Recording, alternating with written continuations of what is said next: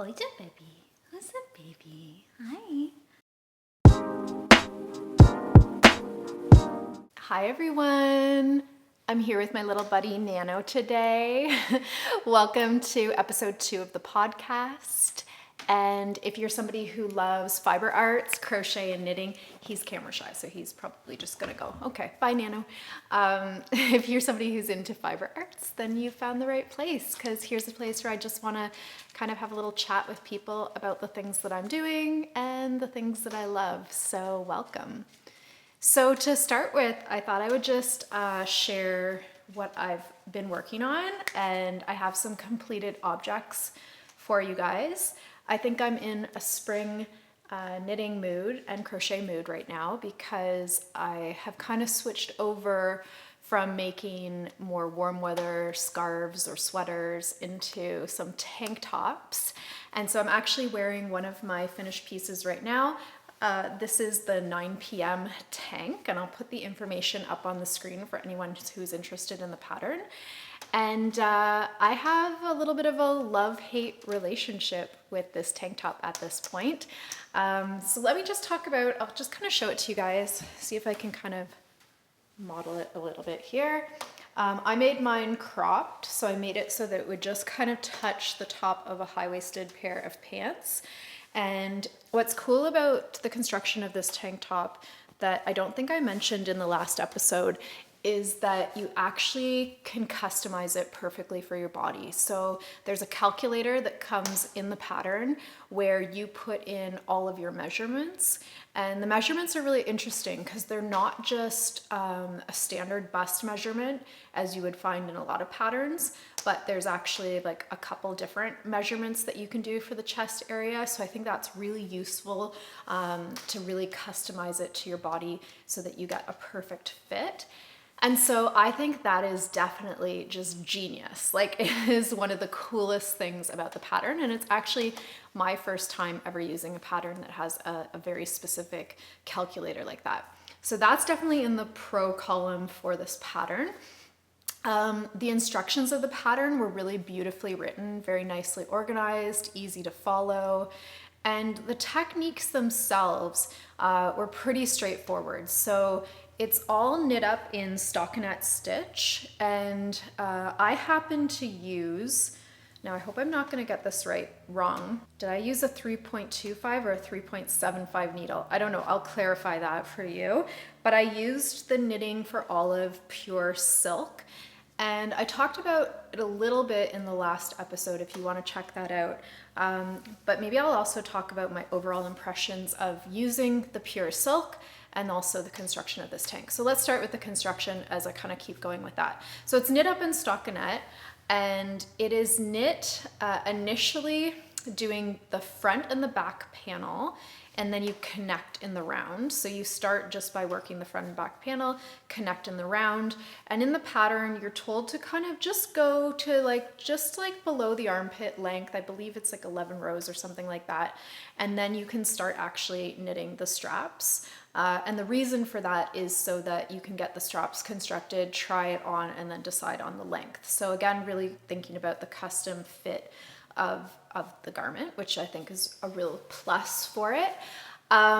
So the front and the back panel were pretty easy overall. I took a little something getting used to working with the silk a bit for me, because it was a little bit different, a little bit more sticky on the needles, even though I was using the ChiaoGoo stainless steel, pretty slippery needles with the silk. But I think that was a good thing because the silk really liked to kind of stick a little bit more than something like a superwash merino, for example.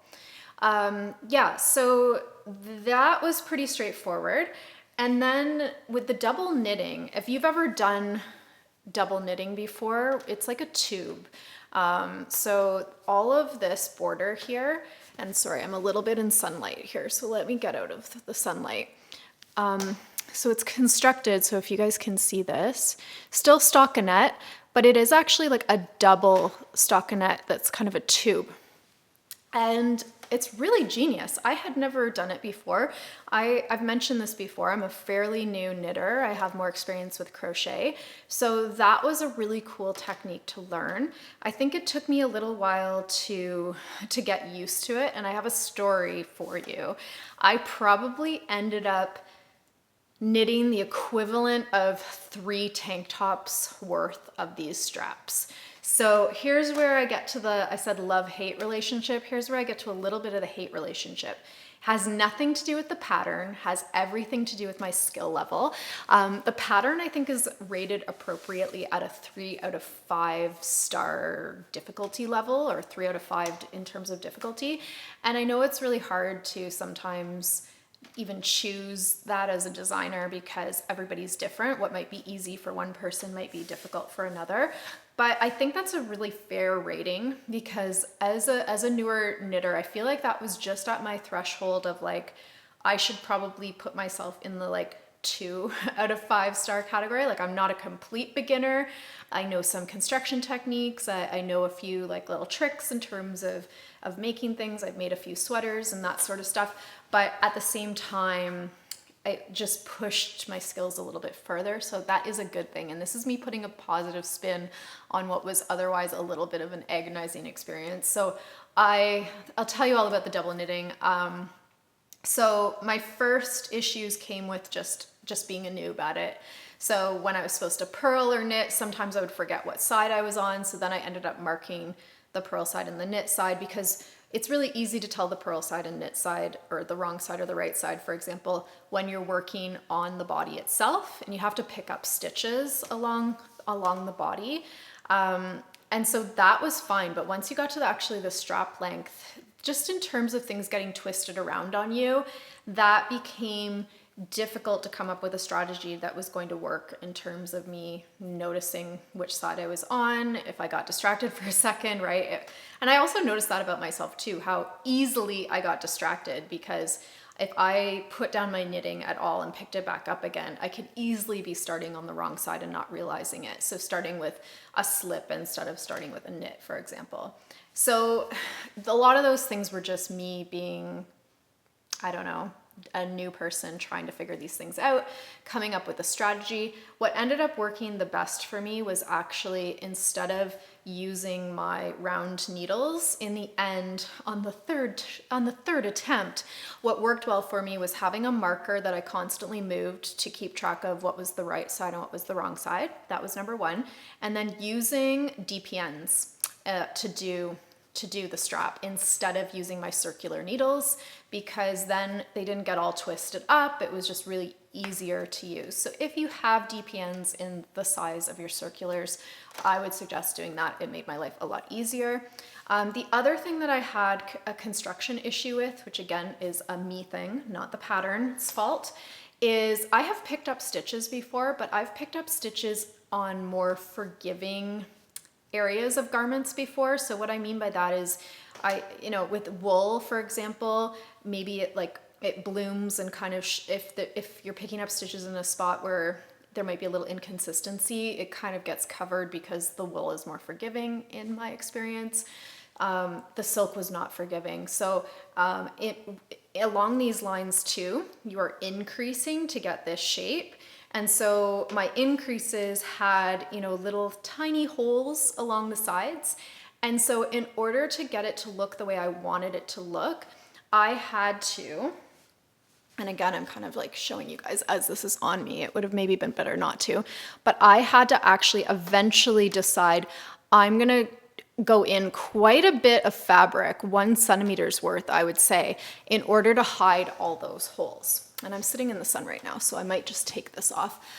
So I had to purposely kind of do that in order to be able to get the look that I wanted, because the first time I picked up stitches on the first side I had done the strap on, I hated the look of it. I could see all these imperfections and gaps, and it didn't look good. And then I think as you're trying to like unravel things and redo things, then I was getting lazy. And on the next side, I was like, oh, I'm just gonna pick up a few less stitches. Like, it doesn't have to be exactly the number. I kind of did, you know, like it looked bad, it puckered in certain areas. So I ended up doing crazy things. Like I'm talking like cutting things with scissors and just ripping things apart and restarting the straps. You can see up on the screen, I'll put a few shots of some of the crazy modes that I was in where I was just, you know, restarting completely. So I did end up wasting a lot of yarn because instead of unraveling things perfectly, I tended to get impatient and just cut into it and kind of rip it apart. But that being said, in the end, I am happy with the fit. My last challenge, so once I did the straps and everything was just easy peasy stockinette, that stockinette just seemed to take forever. And I did a crop version. Like I can't even imagine doing a full length version at this point because I was so done with this project when I got to the cropped length. So in the original pattern, when you get to the length you want, which in this case would be my crop length like this, you were supposed to keep knitting. Actually, you were supposed to do a purl row and then keep knitting quite a ways so that you could do a fold under and then stitch it together. So you would have this nice folded edge. It also tells you to bind off with a stretchy bind off method. And so I did all of that. I bind it off with the stretchy bind off method. I followed the tutorial perfectly, although I was probably too worried about it being tight. And I think in retrospect, I probably bind it off a little bit too loose because I was all excited. I had gotten it completely finished. I try it on and it flared. And I'm not talking a cute little flare. I am talking an extreme ugly flare. So I took all of that out, right back to the purl. And at that point, I was just like, I need to be done with this tank top. I just did a regular bind off. I even used a crochet hook to make it extra snug. And this is my result. So I have a bit of like a, not a raw edge, but an unfinished looking edge, which I'm actually kind of okay with. Like in the end, I think it's, hopefully you can see, I think it's pretty cute. I actually don't mind the edge at all. So just a little bit simple. It isn't super stretchy, so I would never, for example, gift this to someone because it's not super practical. Like this should be stretchier, but I don't have the heart right now to take it apart and do another stretchy bind off. So this is where it is. This is the tank top. In the end, is it successful in terms of its wearability? Yes, it fits well. I like the look of it. I think it can go with a lot of outfits because it's simple. Was it enjoyable to knit? For me, no. If I did it another time, I think I've learned all the tricks that I needed to learn, and it probably would be a lot faster the second time around. My final thoughts on the knitting for olive silk is I actually really like it. At first, I wasn't so sure if I would because it isn't quite as nice to use as wool. But in the end, I actually got pretty used to using it. It didn't become a problem. It does show more imperfections than wool would. I haven't blocked this yet, so I'm being very bad that I'm wearing it and I haven't blocked it. So maybe some of that will block out. But overall, I think it still looks cute as is. And yeah, I would recommend the silk to anybody who's looking for an alternative and a nice maybe summer fabric. So I wore it today and it felt good on today. It's a nice sunny day outside. So overall, I'm happy with it, even though it was a struggle. Okay, so that was a very long-winded explanation of my first finished object. My second finished object is the crochet tank that I was working on in the last episode. And I believe in the last episode, I had basically just done the granny squares at that point. So now I'm finished the tank. And this was so much faster for me to do than this tank here. And it's interesting because to me, like, this has more complexity to it in terms of like color changes and patterns. And like, to me, this is more me. Like it's more like fun and colorful, and this keeps me interested because whenever I can change colors and do kind of patterns, I'm really interested in what I'm doing. So for me, this was a more fun project to do. I really enjoyed the process of doing it. And this is actually my own design. So myself and my friend designed this tank top, and we have the pattern now available. So if anyone else out there is interested in knitting this tank, It is a boho granny square tank top crochet pattern. And yeah, it's currently on Ravelry, and it is also in our website, or on our website. So yeah, it's really simple. I would say it's suitable for an advanced beginner, or a beginner who is ready kind of for that next step. So you already know how to single and double crochet, and you're looking for that next challenge of working with color.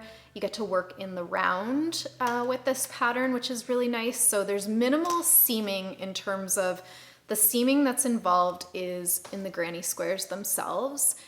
So you do sew the granny band together. However, that doesn't take very long. Once the granny squares are done, it's pretty simple knit after, or crochet after that. And so it looks pretty cool. And then you do the straps separately and you sew them on. And we kind of debated in our design phase of crocheting the straps directly or sewing them on, but we really liked the look of the vertical stripes because we've done versions in the past, especially our first version that we ever made. We used kind of horizontal color bands and we crocheted the straps on directly. You can obviously modify the pattern however you want and do the straps differently too, but these ones were really lovely, and I really am happy with the way it turned out. There's so much customization that you can do with this tank top. Again, this is a nice little cropped look, but you could do a longer length to suit your body. You can also customize the location of the straps for whatever bra that you'd like to wear with it, if you choose to wear a bra with it. I forgot to mention that about this one too. Construction wise, really great in terms of wearing with a bra, so I appreciate that. Yeah, so this is our little boho granny square tank, and it's super cute. And I'll pop up some pictures of the version. Actually, I don't have a picture of me wearing this one, but I have some pictures of myself and my friend modeling the one that she made. Hers is very similar in color because we both used the knitting for olive merino in a fingering weight. And so it is quite a fine gauge, but I think it looks beautiful that way. It doesn't take too long, even though it's a fingering weight. So it's a pretty quick crochet. So if you're looking for that nice little quick project, you could easily do this in, if you have enough time, in a week or two, right? So yeah, it's a nice little quick project for spring and summer. And in her version, she did the same color scheme.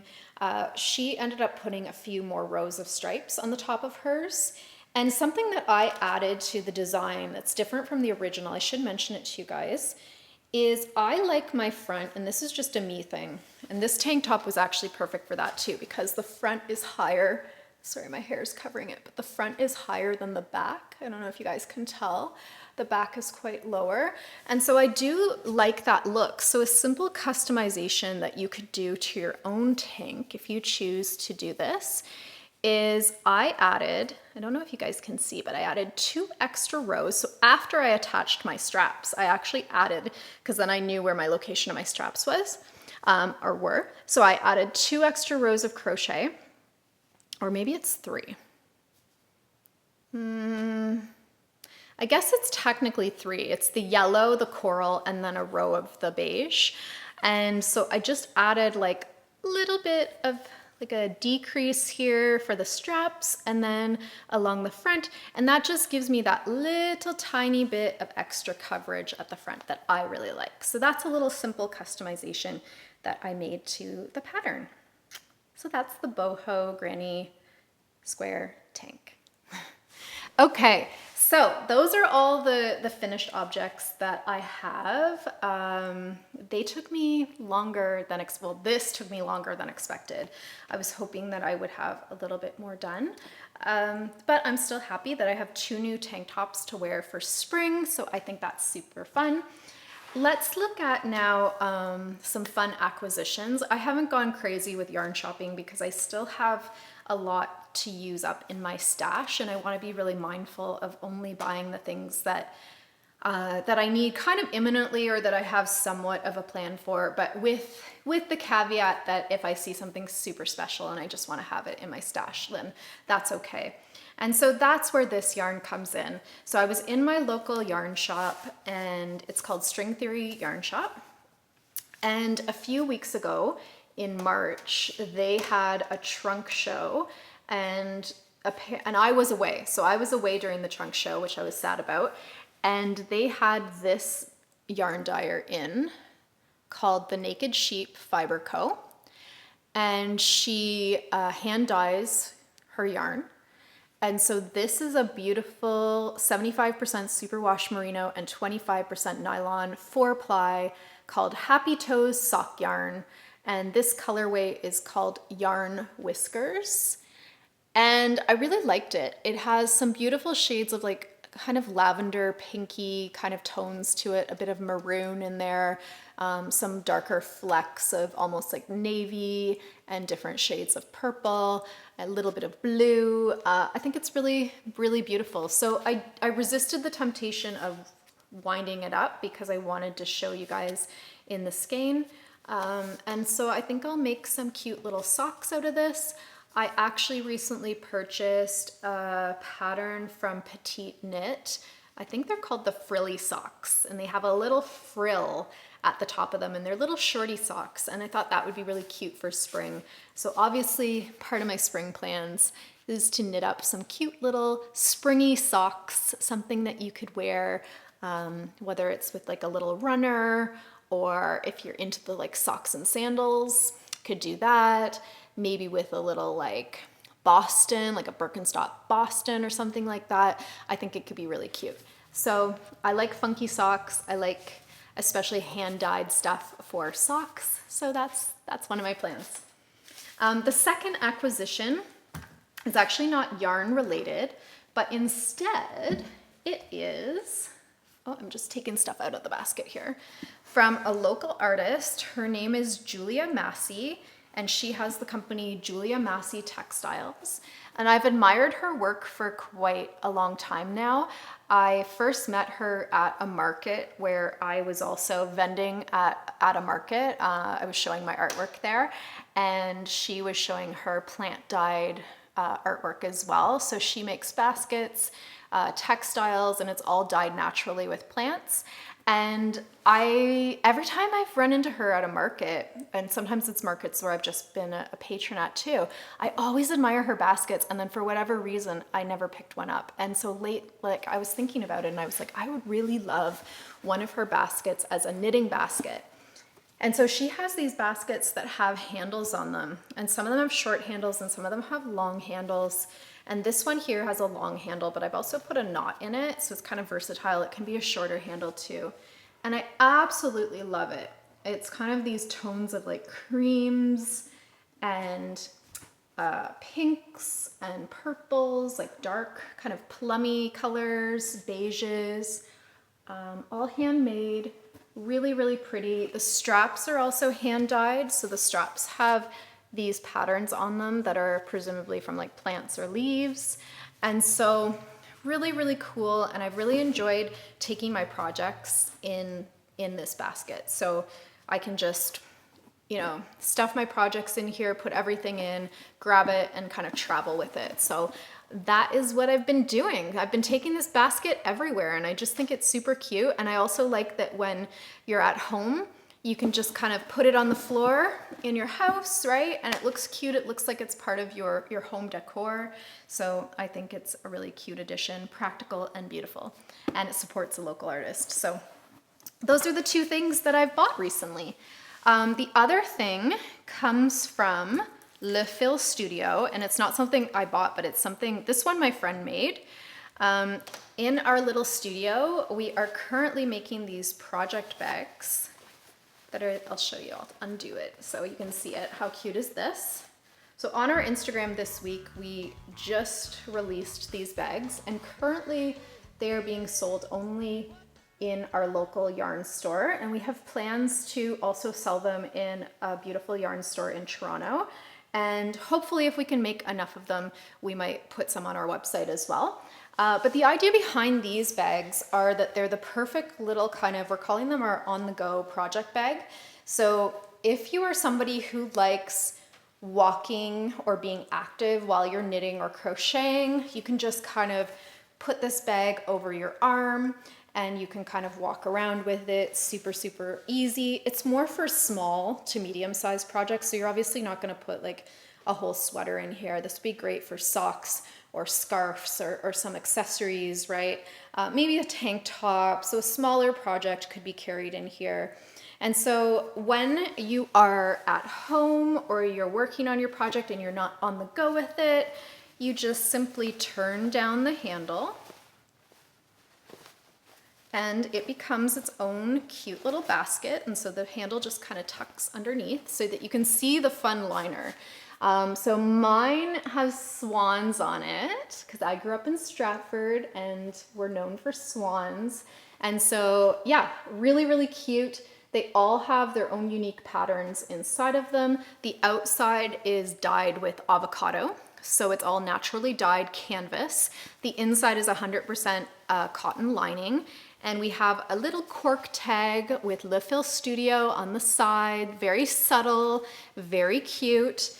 And the ones that we're featuring in store, so this one doesn't have the granny square motif on it, but I'll put it up on the screen because the ones that we have in store are really, really cute. We've sewn little granny squares that match the liners in the bags, just to give them that little extra cuteness. So I've been using mine a lot. So I like to, when I commute to work, I'm not driving, by the way, so I'm a passenger while commuting to work. I like to bring this, have this on my lap. And so my current project, and that brings me to my whip, I actually only have one work in progress right now. Oh, that's not really true. I have my turtles too, which I should run and go show you guys before we leave here. But I mentioned this last episode that I'm doing an Andrea Mowry Traveler cowl in the Spin Cycle yarn.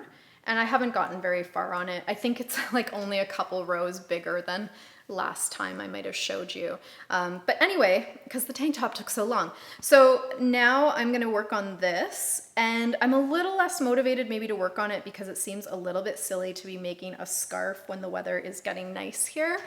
But I kind of am still enjoying the really like beautiful colors of it.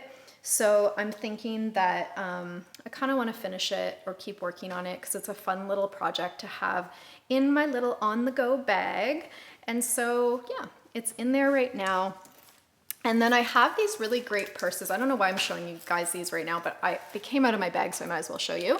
They're from a Mexican company that is called Hilo y el Mar. And they are situated in Puerto Vallarta, which is one of my favorite places to visit. And I was recently there and I picked these two up. And I'm showing you guys because they're another sustainable brand that I think is worth talking about because they have beautiful clothing and now they make accessories with the scraps from their clothing to try to get down to kind of a zero waste in their practice. And I think that's super cool. So whenever I go there, I always try to support them and I love their stuff. It's beautiful, beautiful, beautiful. Okay, let me go run and grab the turtles. It's getting so sunny here. I'll be right back. Okay, I'm back with my not so cute bag, just a regular brown paper bag full of turtles. So Mama Turtle decided she's gonna be a painted turtle. So I did a bit of a design in her shell. And yeah, this is her body, this is her shell. They're gonna obviously go together. And then I think last time I might have just put a picture up on the screen of what the babies looked like. And I swear I had more babies, so now I'm concerned that I've lost the babies. But anyway, I'll show you these babies. Aren't they cute? And look, they have different colored bellies. And so this is the matching pair. And so the idea behind this matching game for children is that they take all the little babies out of the mother turtle and she's like a pouch that carries all of the babies. And then there's two matching babies that go together. And so kids can kind of, learn how to match their colors with these little turtles. Super, super cute. So this is going to be for a friend of mine who has Right now, they're little 18-month-year-old twins. I think it's also cute that we're giving these to twins because, you know, get it, they're twins. So that's gonna be cute. And the other thing is too, I'm teaching my friend who has these babies how to crochet. Oh yeah, this is just little parts. So she actually crocheted these little bits that are gonna be baby turtles' stomachs. And she's learning. Right away, I just threw her into, hey, you're gonna learn how to do it in the round right away. And actually, in retrospect, when I think how I learned to crochet, like I learned to crochet probably like most people did in chaining. And I always found it difficult. Like I would start to accidentally like decrease or increase on the chain, which I guess is a valuable lesson to learn. But I actually think in some ways working in the round, it seems to really click with my friend. And so I'm thinking, I wonder if that would have clicked better for me in the beginning when I was learning how to crochet. So I'd be interested to hear what you guys think. How did you first learn how to crochet? And do you think in retrospect that starting in the round might have been the way to go? I don't know. Anyway, that's it for me today. It's getting too sunny here anyway, but I'm happy to see the sunshine, and thank you for spending some time with me today. I would love to hear about any spring projects that you might recommend, because although I want to keep working on my cowl, I'm kind of in a spring summer mode. So if anybody has any suggestions for what to either knit or crochet next, I would love to hear them. Thanks so much for spending time with me today, and we'll see you next time. Bye.